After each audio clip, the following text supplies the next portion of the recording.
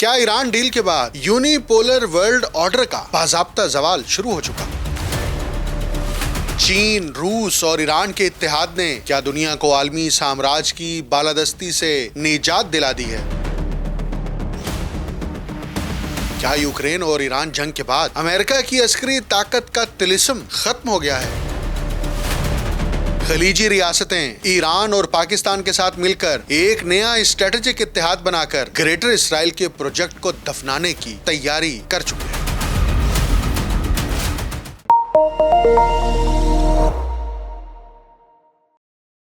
آپ دیکھ رہے ہیں انٹولڈ سٹوری ود ڈاکٹر اکمل سومرو۔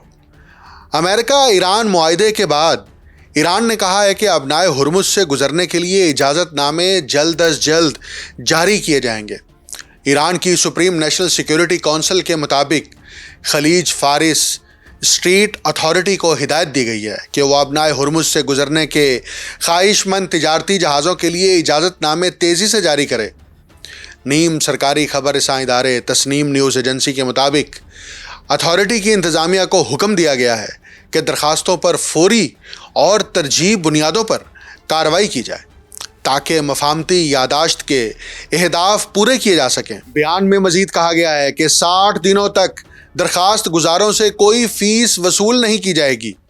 ایرانی سپریم سیکیورٹی کونسل نے کہا ہے کہ ابنائے ہرمز میں بارودی سرنگوں کی صفائی کے اقدامات اسلام آباد معاہدے کے تحت کیے جائیں گے۔ یہ ایک اچھی اور بڑی پیش رفت ہے کیونکہ خود ٹرمپ کا یہ ماننا تھا کہ جو انہوں نے G7 کے سربراہی اجلاس کے موقع پر میڈیا سے گفتگو کرتے ہوئے کہا کہ ابنائے ہرمز مکمل طور پر کھل جانے کے بعد نہ صرف تیل کی قیمتوں کو کنٹرول میں رکھا جائے گا بلکہ اس کے ساتھ انہوں نے یہ بھی کہا کہ اس سے عالمی سطح پر معاشی استحکام آئے گا۔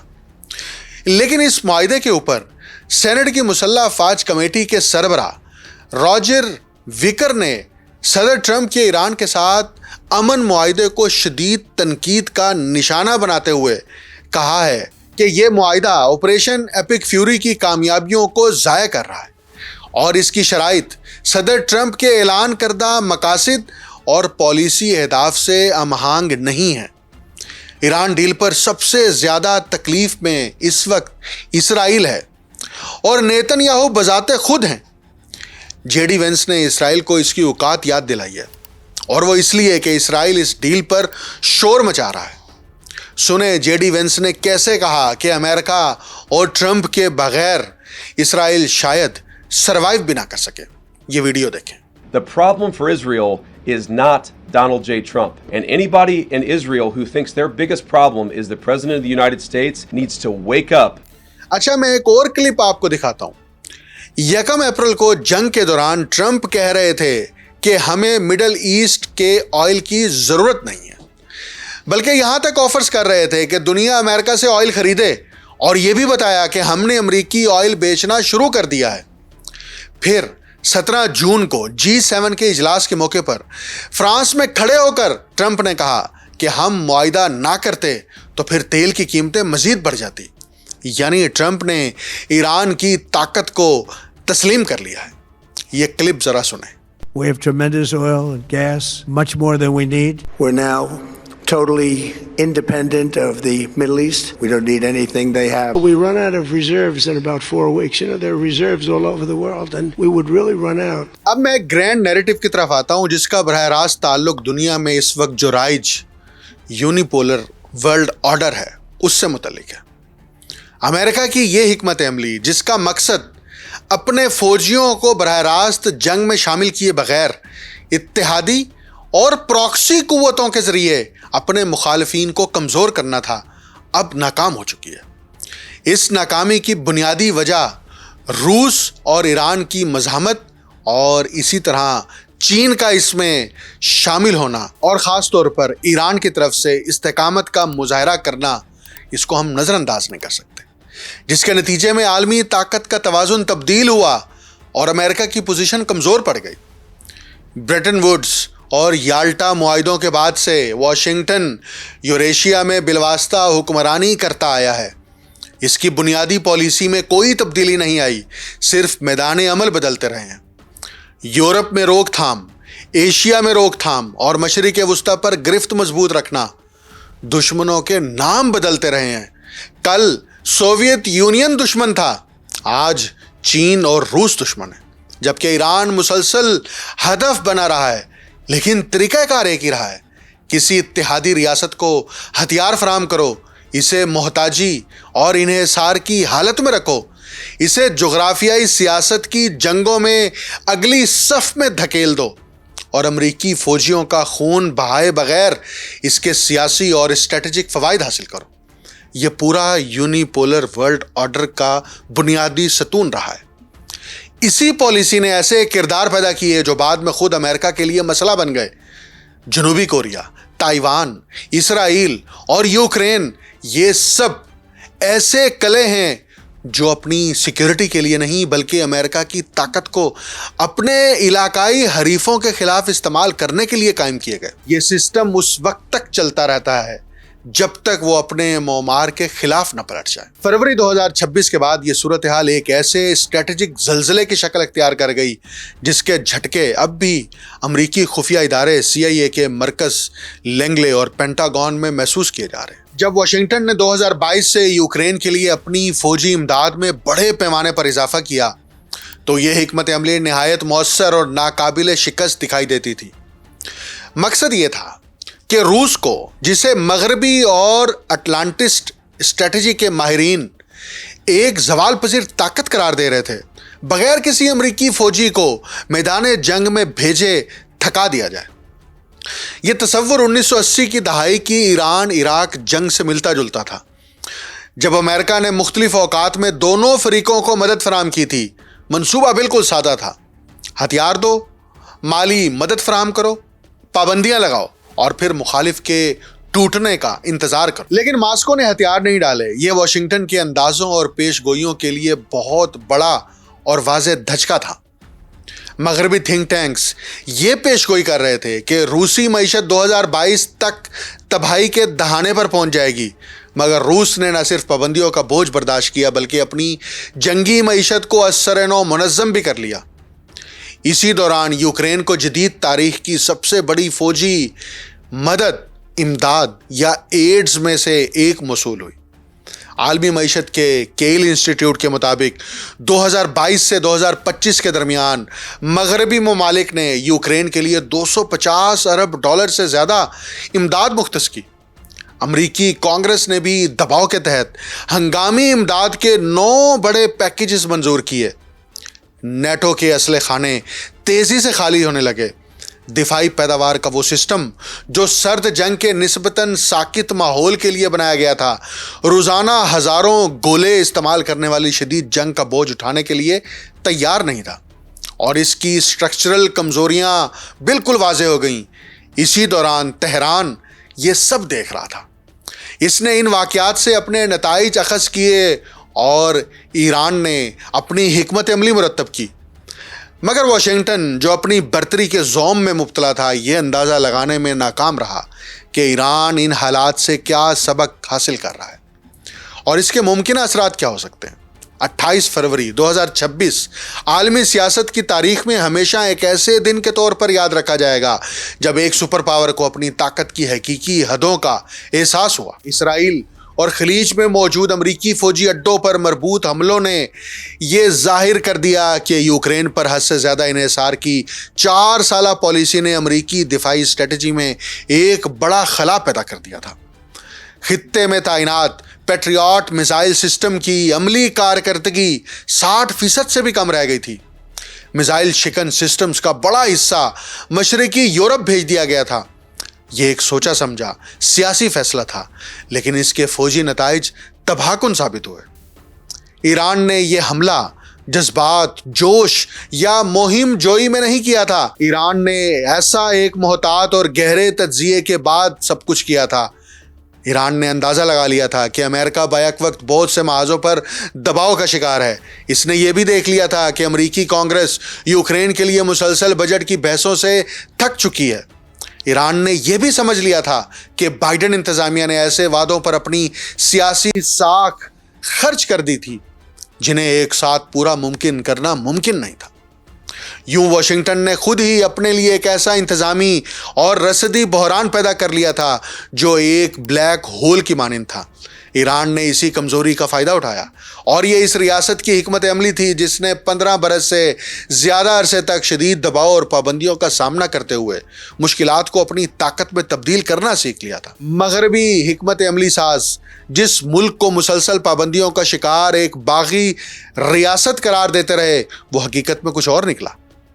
ایران ایک پختہ علاقائی طاقت کے طور پر ابھرا جس کے پاس مضبوط جنگی معیشت، مسلسل ترقی کرتی ہوئی مقامی دفاعی صنعت اور پراکسی نیٹ ورکس کے ذریعے طاقت کے اظہار کی ایسی صلاحیت موجود ہے جس کی خطے میں کوئی مثال نہیں ملتی۔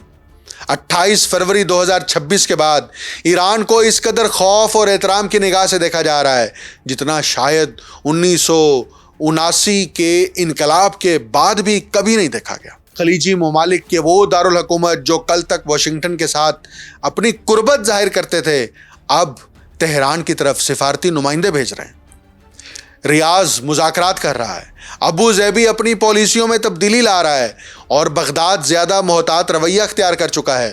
یہاں جغرافیہ وہ بات کہہ رہا ہے جو سفارتکاری بعض اوقات نہیں کہہ پاتی۔ اس صورتحال میں روس اور ایران کے تجربات میں حیرت انگیز مماثلت نظر آئی ہے۔ جس طرح 2022 کے بعد روس نے شدید دباؤ اور پابندیوں کا سامنا کیا، اپنی معیشت کو نئے حالات کے مطابق ڈھالا، نئے شراکت دار تلاش کیے اور آخرکار نسبتاً مضبوط پوزیشن میں ابھرا، اسی طرح ایران نے بھی پابندیوں کے باوجود اپنی طاقت میں اضافہ کیا۔ 2024 اور 2025 کے شنگھائی سربراہی اجلاسوں کے بعد چین اور روس کے درمیان مضبوط ہوتے تعلقات نے ایران کے لیے نئی اقتصادی اور سفارتی راہیں کھول دی جن کے بارے میں مغربی ممالک سمجھتے تھے کہ پابندیوں کے ذریعے انہیں مکمل طور پر بند کر دیا گیا ہے۔ ایران کی شمولیت شنگھائی کوآپریشن آرگنائزیشن اور برکس میں دراصل وہی نتیجہ لے کر آئی جس کا واشنگٹن کو خدشہ تھا۔ ایک ایسے ملک کو بین الاقوامی اور کثیر الجہتی سطح پر قبولیت مل گئی جسے امریکہ طویل عرصے سے تنہا کرنے کی کوشش کر رہا تھا۔ موجودہ عالمی تبدیلیوں کو صرف امریکہ کی پسپائی قرار دینا درست نہیں ہوگا اور نہ ہی یہ ایک دیانت دارانہ تجزیہ ہوگا۔ در حقیقت ہم ایک ایسی ملٹی پولر عالمی آرڈر کی تشکیل دیکھ رہے ہیں جس میں طاقت صرف ایک ملک کے ہاتھ میں نہیں بلکہ کئی ممالک کے درمیان تقسیم ہو رہی ہے۔ اس نئے سسٹم کی تشکیل میں روس بہت اہم اور پرعزم کردار ادا کر رہا ہے۔ روس نے یوکرین میں صرف زمین یا علاقے حاصل نہیں کیے بلکہ اس سے بھی زیادہ قیمتی چیزیں حاصل کی ہیں، وقت اور اعتبار۔ پابندیوں کے باوجود روس کی معاشی مضبوطی نے گلوبل ساؤتھ کے ممالک کو یہ دکھایا ہے کہ امریکی ڈالر کے سسٹم سے باہر رہ کر بھی نہ صرف زندہ رہا جا سکتا ہے بلکہ ترقی بھی کی جا سکتی ہے۔ روس نے اپنی توانائی کی برآمدات کے لیے ایشیا، افریقہ اور لاطینی امریکہ میں نئی منڈیاں تلاش کر لی ہیں۔ اس کی دفاعی صنعت جس کا 2022 میں مذاق اڑایا جا رہا تھا، 2024 میں پورے نیٹو اتحاد سے زیادہ ٹینک، میزائل اور ڈرون تیار کر رہی تھی۔ مغربی حکومتیں اگرچہ اس حقیقت کو نظر انداز کرتی رہیں لیکن وہ تمام ممالک جو امریکہ پر اپنا انحصار کم کرنا چاہتے ہیں اس تجربے کا بغور مطالعہ کر رہے ہیں۔ روس نے یوکرین اور بالواسطہ طور پر نیٹو کے دباؤ کا سامنا کرتے ہوئے یہ ثابت کیا ہے کہ واشنگٹن کے ساتھ تصادم کو برداشت کیا جا سکتا ہے اور اس میں مکمل تباہی لازمی نہیں ہوتی۔ اس طرح روس نے ایران اور دیگر غیر مغربی طاقتوں کو اعتماد دیا جس میں چین سر فہرست ہے، اور ان سب کو ملا کر یہ پیغام دیا کہ امریکہ کے مقابل کھڑا ہونا ناممکن نہیں ہے۔ شاید موجودہ عالمی صورتحال کا یہی پہلو سب سے زیادہ نظر انداز کیا جا رہا ہے۔ امریکہ کی غلطی محض فیصلہ سازی کی ایک عام لغزش نہیں تھی بلکہ یہ ایک ایسی طاقت کی گہری اسٹرکچرل کمزوری تھی جو اب اپنی حدود کو تسلیم کرنا بھول چکی ہے۔ امریکہ نے بیک وقت بہت سے محاذ کھول دیے، اپنی صلاحیتوں کو مختلف ڈائریکشنز میں تقسیم کر دیا اور علامتی بالادستی کو حقیقی عسکری برتری سمجھنے لگا۔ یہ ایک ایسی غلطی تھی جسے حقیقی جنگ اور کاغذی جنگ کے درمیان فرق کو نہ سمجھنا قرار دیا جا سکتا ہے۔ واشنگٹن نے یوکرین کو جمہوریت بامقابلہ آمریت کی جنگ کی علامت بنا کر دراصل اپنی خارجہ پالیسی کے اختیارات محدود کر لیے۔ اب اگر مشرق وسطیٰ کی طرف وسائل منتقل کیے جاتے تو امریکی سیاست میں اسے قبول کرنا مشکل تھا۔ اسی طرح مشرقی یورپ میں کشیدگی کم کرنے کی کوئی بھی کوشش فوری طور پر روسی صدر ولادیمیر پوٹن کے سامنے ہتھیار ڈالنے کے مترادف سمجھی جاتی۔ यूं सियासी बयानिए ने हिकमत अमली को कैद कर लिया और अल्फाज ने अमली पॉलिसी को मफलूज कर दिया। बैन अल-अक़वामी ताल्लुकात के नेओ रियलिस्ट दानिश्वर खसूसन जॉन मेयरशाइमर, जो अपने ख़यालात की वजह से शदीद तनकीद का निशाना बनते रहे, 2014 में ही ये पेशगोई कर चुके थे कि नेटो को रूस की सरहदों तक फैलाने से मास्को सख्त रद्द-ए-अमल देगा। इसके नतीजे में अमेरिका मज़ीद मुदाखलत करेगा, इसके वसाइल दूसरे आम खित्तों में बट जाएंगे और पैदा होने वाले खला से इलाकाई ताकतें फ़ायदा उठाएंगी। और इसी तरह वाक़यात तकरीबन इसी तरतीब से रूनुमा हुए जैसे पेशगोई की गई थी। लेकिन वाशिंगटन में बहुत कम लोग इस तंबीह को सुनने के लिए तैयार थे। अटलांटिस्ट सोच ने हकीकत को समझने के बजाय एक फिक्री ढाल का किरदार अदा किया। अमेरिका को यकीन था कि वो यूक्रेन को रूस पर दबाव डालने के एक मौसर जरिए के तौर पर इस्तेमाल कर सकता है। जब वाशिंगटन एक तरफ पूरी कुव्वत से दबाव डाल रहा था तो दूसरी तरफ आबनाए हुर्मुज़ और आबनाए बाबुल मंदब में ताकत का तवाज़ुन तब्दील हो रहा था, और वो खतरात जिन्हें सानवी समझा गया था आहिस्ता आहिस्ता ज़्यादा अहम बनते जा रहे थे। ट्रंप ने जंग के आगाज़ में ऐलान किया था कि ईरान को टोटल सरेंडर करना पड़ेगा, लेकिन जनवरी में शहीद आयतुल्लाह अली खामनाई ने ट्वीट किया था कि ईरान अपने दुश्मन को झुकने पर मजबूर कर देगा। दोनों ममालिक के दरमियान डील का इब्तदाई मुसव्विदा पढ़कर मालूम होता है कि ट्रंप ने ईरान के सामने टोटल सरेंडर किया है और ईरान को 50 साल बाद वो सब कुछ मिल गया है जिसका वो मुसलसल मुतालबा करता रहा है, यानी ग्लोबल ऑर्डर में वापसी, मुआशी पाबंदियों का खात्मा और आलमी मार्केट में आज़ादाना तौर पर ऑयल की फ़रोख्त शामिल है। चीन और रूस ने अमेरिका के यूनिपोलर वर्ल्ड ऑर्डर को शिकस्त दे दी है और ये वक्त बिल्कुल वाज़े कर देगा।